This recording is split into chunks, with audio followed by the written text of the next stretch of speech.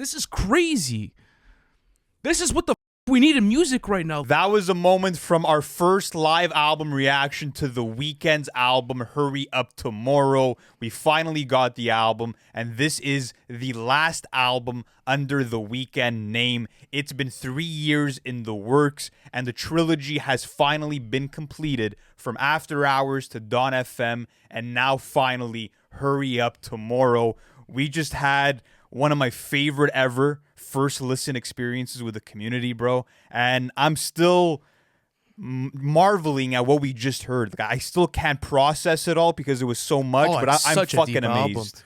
Going into this track list, it was interesting, and I spoke about this a bit more in the live album reaction, which if you guys want to check out, is in the pinned comment. And I was saying an hour and 24 minutes or an hour 28, around there. I believe that's the runtime. It's risky.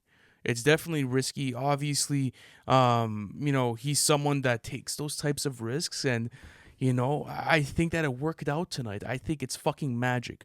What I heard out of this album tonight is magic. Everything from the production to his vocal performances to the writing of the album.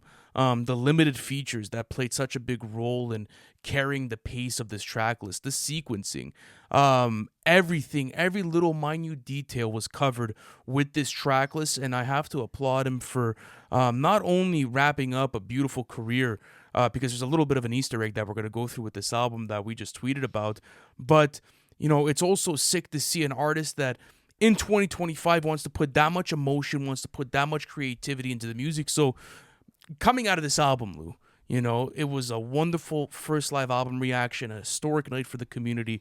But how did you feel about the album personally? Like, what emotions are you feeling after going through this track list? It was a long one too, one of our longest ever streams. So like, what are you feeling right now? More than anything, just bittersweet, right? Like, bitter in the sense that this is truly going to be the last album that we get from The Weeknd as we know him to be The Weeknd. From what we know, obviously, Abel's going to continue under the Abel moniker. So, like, this whole brand of music and this whole journey of this artistry and this character, per se, it all comes to an end. But it's bittersweet because he pulled it off and ended it as beautifully and as perfectly as he could have, giving us his magnum opus. This is his longest album to date. It's 22 tracks. And I was enthralled and immersed into the universe of this album For sure. from beginning to end. This is an album that takes hold of you and does not let go for even a second. And I think a lot of the genius comes down to the expert curation you're finding in this album. When you're looking at transitions on songs like from Baptized in Fear going into Open Hearts, it's completely seamless. And you were saying this in the reaction, it almost feels like the album is one long song that just continues and builds and progresses. And that's what I love about this album, is that it just has this constant heartbeat, yet so many of these tracks feel unique, right? So let me ask you that.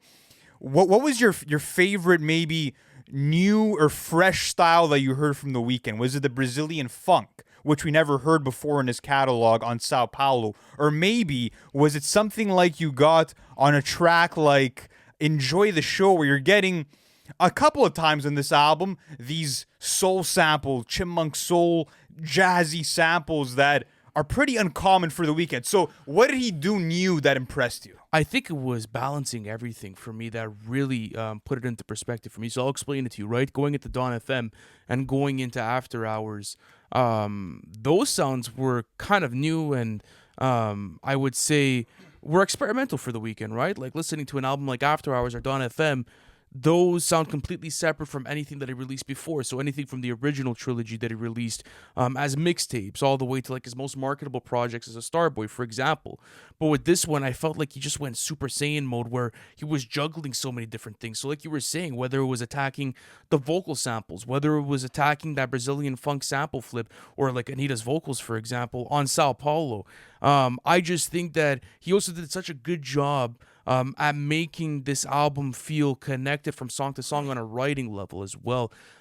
Beautiful messages about life and beautiful messages about transitioning into the afterlife, having conversations with his mother.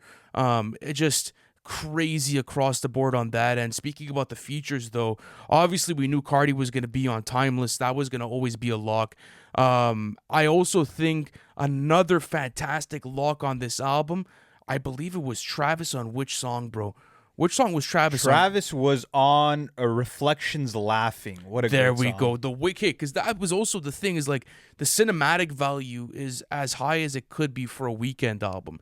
After Hours was super cinematic, but with this, take for example the Travis feature, right? He could have plugged in Travis anywhere he wanted on this track list, but it came at such a pivotal time in the moment, like in the album, because you get the phone call from this random woman, right, while the Weeknd's in the hotel room, and you could hear as the Weeknd is drinking, whether it's liquor or syrup, you know, his hearing is getting distorted. The woman's voice gets deeper and deeper and deeper, and there's this heavy distortion on the vocals, and boom, you get this crazy transition, and Travis comes in and gives his verse. So to answer your question, it's all the little things that he did right on this album. From a technical standpoint, there's literally nothing wrong that I could pick out from this album. Not a single, performance vocally, not a single verse is weak. There was no filler throughout it.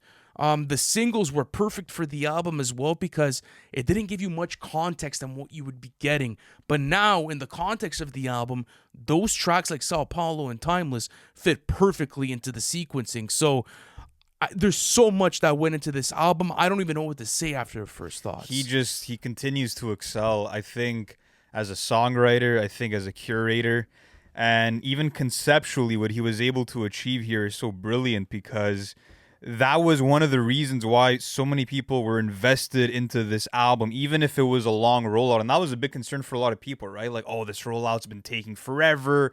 Songs like Dancing in the Flames, which I'm happy that did not make this track list. It would have been easily the weakest track. It would have been the weakest song. And people were genuinely worried about, like, what's this album going to sound like? Is it going to be leftovers from After Hours? Like, No. What's going on here? And he ended up outdoing himself in every possible way. And conceptually, what I find is so impressive is that, we all expected this album to be a representation of the afterlife, but in reality, it's him coming to terms and accepting the death of the Weeknd. And it also, throws a parallel to just, us as humans having to accept that transition in life. And it also has a more ambiguous ending, which I'm still trying to piece together and figure out, where he's not really telling you where the Weeknd ends up as spirit and soul. So I think that's fascinating, and I think with more listens we'll be able to uncover more of that. But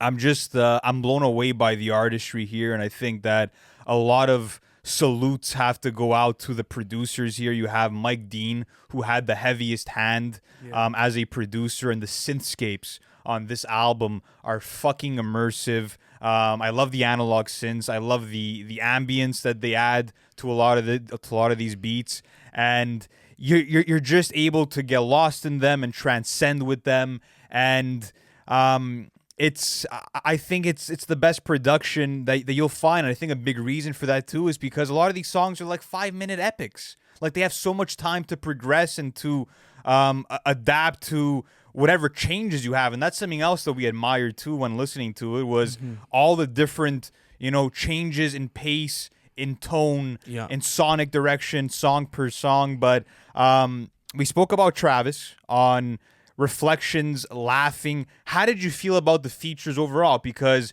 you had Future on here, you had Playboi Carti, of course, on Timeless, you had Lana Del Rey, etc. So I don't want to go too deep into this because I want to save this section for maybe the review portion. But my first thoughts overall, I feel like they were perfectly placed throughout the track list. I want to talk a bit more about the Lana feature and the Future feature maybe in our review. But when it comes to like the curation and where they were placed, I think that was masterfully done.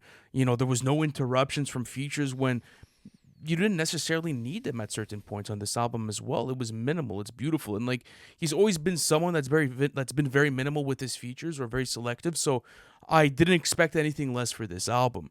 What I'm kind of surprised at is like, he just pulled off a 22 song album. He just pulled it off. And it might, it's so rare, bro. It's rare. It might just be his masterpiece. No, it's his masterpiece. I'll go on record. First thoughts video right now. I think Instant so. masterpiece. Sometimes you hear an album and it's like, a lot of like, like for example, when I heard Daytona, when we heard Daytona, we knew. Oh, you know. With this album, No, I you have know. that feeling again. You know. I have that feeling again. For sure. There's no way. And you know what? Good for him. He knows he has a dedicated fan base. He loves his fans, bro. He loves his fans, and he knew that if he was going to do this properly, he had to go out with like one last bang, where it was like, let's do everything.